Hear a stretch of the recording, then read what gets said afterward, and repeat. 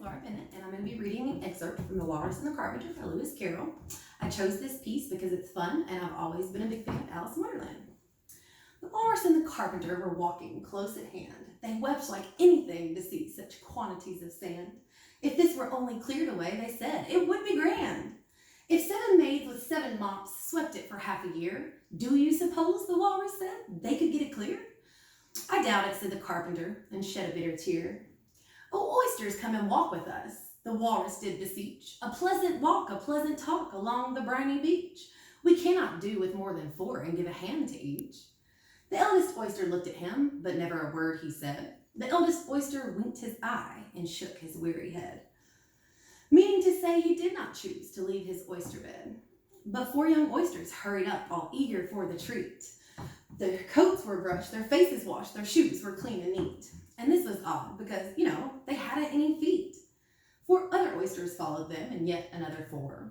And thick and fast they came at last, and more and more and more, all hopping through the frothy waves and scrambling to the shore.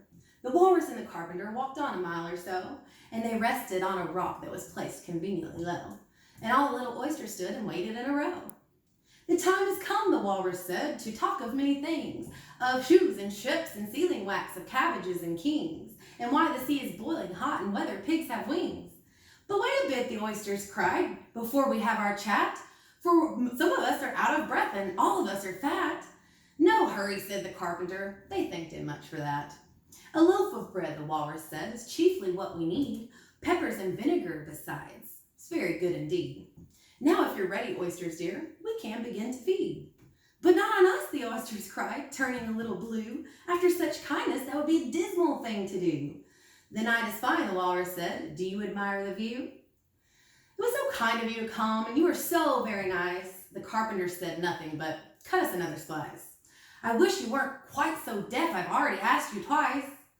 It seems a shame, the Walrus said, to play them such a trick, after we brought them out so far and made them trot so quick. The Carpenter said nothing, but the butter's spread too thick. I weep for you, the Walrus said, I deeply sympathize. With sobs and tears he sorted out the largest of sighs, holding his pocket handkerchief before his streaming eyes.